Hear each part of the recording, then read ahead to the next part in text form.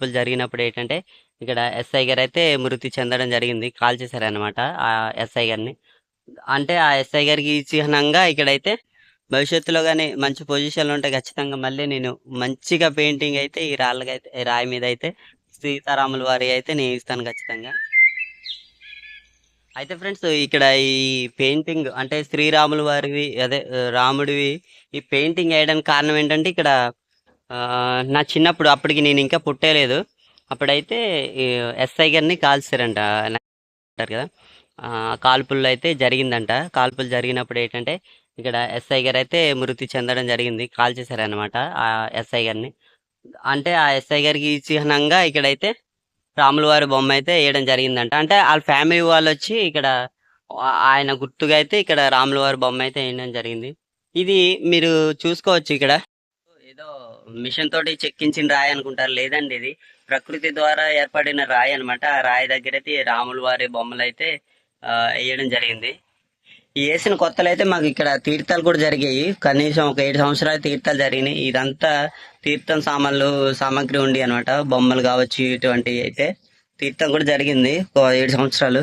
తర్వాత నుంచి ఏంటంటే మళ్ళీ కనుమరుగు అయిపోయినాయి. ఇప్పుడు మొత్తానికి ఇక్కడ శుభ్రత లేకుండా పోయిందండి. తుప్పలై పడేసినాయి. విగ్రహాలు కూడా సారీ పెయింటింగ్స్ కూడా పాడైపోయినాయి. చాలా అందంగా ఉండేది అనమాట. రోడ్డు బాగున్నప్పుడు అయితే చాలా అందంగా ఉండేది. పండు చూశాను ఈ పెయింటింగ్ ఉన్నప్పుడు ఎంత బాగుంది కదా బండి. చూసారు కదా చాలా క్లారిటీగా ఉండదు. అప్పుడు కూడా హనుమంతుడి విగ్రహం బొమ్మ పెయింటింగ్ అయితే కనిపిస్తుంది. అలాగే లక్ష్మణుడు, అలాగే రాముడు, సీతమ్మ వారు చూస్తున్నారు కదా చాలా అందంగా చెక్కారు అనమాట. చాలా అందంగా చెక్కారు. కానీ ఇప్పుడు సిమెంట్ వేసేస్తారు, సిమెంట్ వేసేసి పెయింటింగ్ వేస్తారు.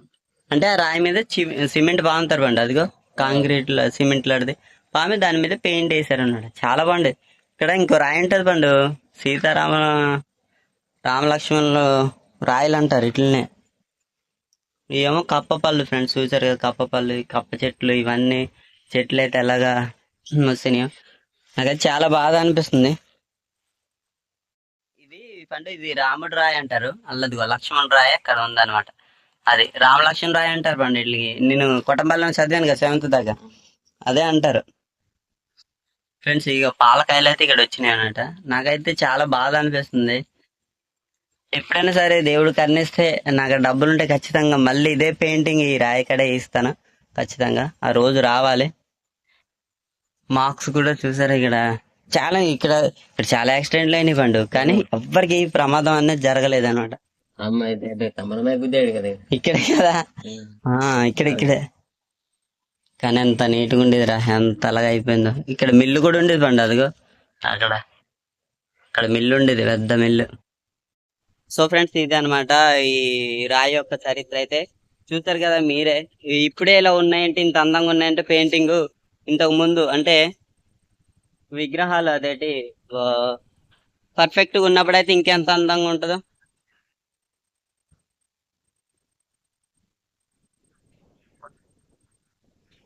పర్ఫెక్ట్గా ఉన్నప్పుడైతే ఇంకెంత అందంగా ఉంటుందో మీరే ఊహించుకోవాలి. చాలా చాలా అందంగా ఉండేది. చూద్దాం భవిష్యత్తులో కానీ మంచి పొజిషన్లో ఉంటే ఖచ్చితంగా మళ్ళీ నేను మంచిగా పెయింటింగ్ అయితే ఈ రాయి మీద అయితే సీతారాముల వారి అయితే నేను ఇస్తాను ఖచ్చితంగా. గుర్తుపెట్టుకుంటాను. ఈ వీడియో చూసినప్పుడల్లా అయితే గుర్తొస్తుంది నాకు ఖచ్చితంగా. సో ఫ్రెండ్స్ ఇది ఈ వీడియోపై మీరు ఏ విధంగా అదే ఏ విధమైన అభిప్రాయాన్ని అయితే కలిగి ఉన్నారో అది కింద కామెంట్లో ఖచ్చితంగా తెలియచేయండి. ఈ వీడియో ఎలా అనిపించిందో అది కూడా తెలియచేయండి. వీడియో నచ్చితే తప్పకుండా లైక్ చేయండి. ఛానల్ని అయితే సబ్స్క్రైబ్ చేసుకోండి. సో ఫ్రెండ్స్ జై శ్రీరామ్, జై హింద్.